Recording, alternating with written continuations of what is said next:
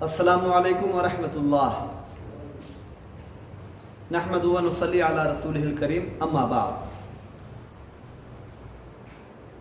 حضرات، ایک خاص سوال کا جواب لے کر آپ کی خدمت میں حاضر ہوں۔ سوال یہ ہے کہ نبی پاک صلی اللہ علیہ وسلم کی بارگاہ میں درود و سلام پڑھنا کیسا ہے؟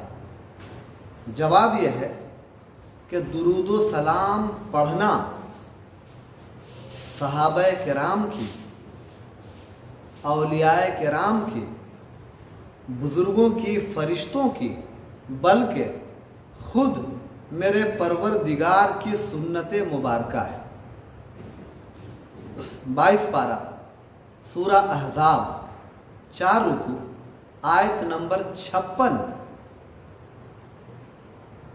میں رب کا ارشاد سماعت کریں۔ رب ارشاد فرماتا ہے ان اللہ و ملائکتہ یصلون علی النبی یا ایھا الذین آمنوا صلوا علیہ وسلموا تسلیما۔ بے شک اللہ اور اس کے فرشتے نبی پر درود بھیجتے ہیں، اور اے ایمان والو تم بھی نبی پر درود اور خوب خوب سلام بھیجا کرو۔ اس سے معلوم یہ ہوا کہ درود و سلام کا پڑھنا فرشتوں کی بھی اور خود میرے پروردگار کی بھی سنت ہے۔ اس لیے اس معاملے میں، اس مسئلے میں کسی کا کوئی اعتراض، کسی کا کوئی اختلاف ہونا ہی نہیں چاہیے۔ اب رہی بات یہ کہ ہم درود و سلام پڑھیں تو کیسے پڑھیں؟ میرے دوستوں، میرے بزرگوں، قرآن مقدس کی جو آیت ہے، رب کا جو فرمان ہے، اس میں کوئی قید نہیں لگائی گئی ہے کہ بیٹھ ہی کے پڑھنا ہے یا کھڑے ہو کے پڑھنا ہے یا لیٹ کر کے پڑھنا ہے۔ اللہ رب العزت نے جب اپنی طرف سے کوئی قید نہیں لگائی ہے تو ہم بھی اپنی طرف سے کوئی قید نہیں بڑھائیں گے۔ مطلب یہ ہوا کہ اگر کوئی انسان بیٹھ کر کے پڑھے تو بیٹھ کر کے بھی پڑھنا جائز، کھڑے ہو کر کے پڑھے تو کھڑے ہو کر کے پڑھنا جائز، لیٹ کر کے پڑھے تو لیٹ کر کے بھی پڑھنا جائز۔ ہر طریقے سے درود و سلام کا پڑھنا جائز ہے، درست ہے۔ اب کچھ لوگ یہ جو کہا کرتے ہیں کہ کھڑے ہو کر کے درود و سلام پڑھنا یہ درست نہیں ہے، تو میں ان سے کہنا چاہتا ہوں کہ آپ غور کر کے دیکھیں کہ جب نماز کی حالت ہوتی ہے تو ہم بیٹھ کر کے نبی کی بارگاہ میں سلام پڑھا کرتے ہیں۔ جیسے آپ دیکھیں جب ہم تحیات پڑھتے ہیں تو ہم کیا کہتے ہیں؟ السلام علیکم ایھا النبی، اے نبی آپ پر سلامتی ہو، آپ پر سلام ہو۔ تو یہ کیسی حالت ہے؟ یہ بیٹھنے کی حالت ہے۔ تو بیٹھنے کی حالت میں نبی کی بارگاہ میں سلام پڑھا گیا۔ اسی طریقے سے آپ دیکھیں نماز جنازہ جب ہم پڑھتے ہیں تو اس موقع سے کھڑے ہو کر کے نبی کی بارگاہ میں درود و سلام پڑھا جاتا ہے۔ معلوم یہ ہوا کہ جو لوگ بیٹھنے سے یا کھڑے ہونے سے انکار کرتے ہیں، یعنی جن کا اعتراض ہے کھڑے ہو کر کے پڑھنے پر یا بیٹھ کر کے پڑھنے پر، وہ بھی بیٹھ کر کے بھی پڑھ رہے ہیں، کھڑے ہو کر کے بھی پڑھ رہے ہیں۔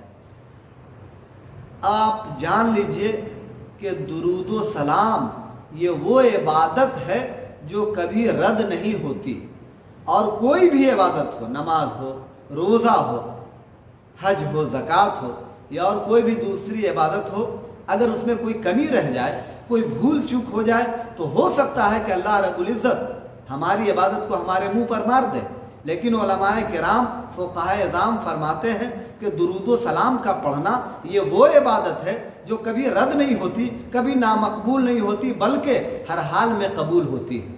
سبحان اللہ۔ اب آئیے ہم بزرگوں کا طریقہ دیکھیں۔ ایک بزرگ ہیں جن کا نام ہے حاجی امداد اللہ مہاجر مکی رحمۃ اللہ علیہ۔ یہ وہ بزرگ ہیں جو مولوی اشرف علی تھانوی، مولوی قاسم نانوتوی، مولوی رشید احمد گنگوہی اور ان جیسے علماء اور پیشوا کے پیر صاحب رہے ہیں۔ ان کی ایک کتاب ہے فیصلہ ہفت مسئلہ۔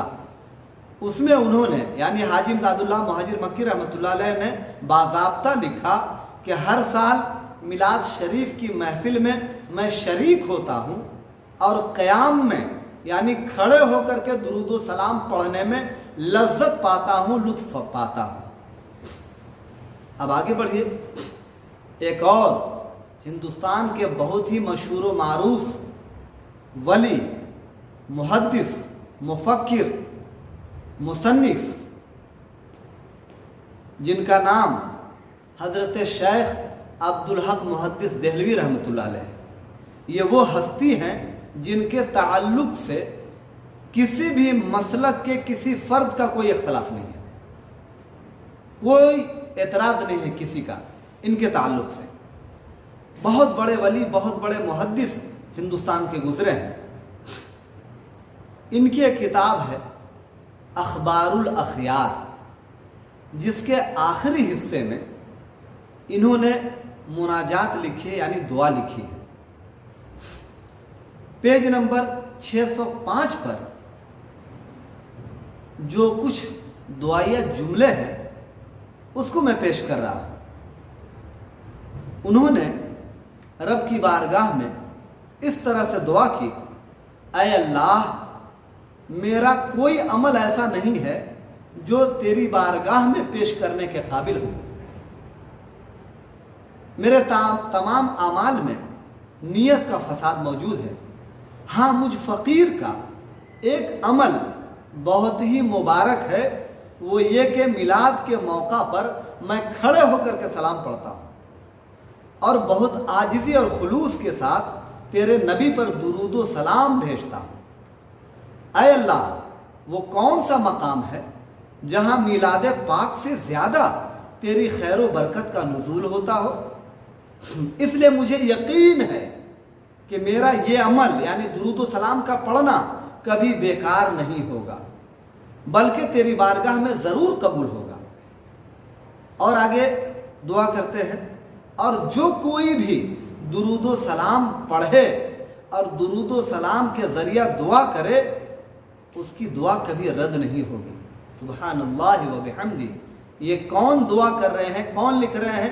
حضرت شیخ عبدالحق محدث دہلوی رحمۃ اللہ علیہ، جو اپنی دعا میں اس طریقے کے جملے دے رہے ہیں اور اپنی بخشش اور نجات کا ذریعہ بھی سمجھ رہے ہیں درود و سلام کے پڑھنے کو، اور رب کی بارگاہ میں اس عمل کے قبول ہونے پر یقین اور بھروسہ بھی کر رہے ہیں۔ ہمیشہ وہ درود و سلام پڑھتے رہے ہیں۔ اس سے معلوم یہ ہوا کہ درود و سلام کا پڑھنا بزرگوں کی، اسلاف کی، اولیاء کرام کی سنت رہی ہے، لہذا ہمیں درود و سلام زیادہ سے زیادہ پڑھنا چاہیے تاکہ اللہ رب العزت کم سے کم اس عبادت کی بنا پر ہماری بخشش فرما دے۔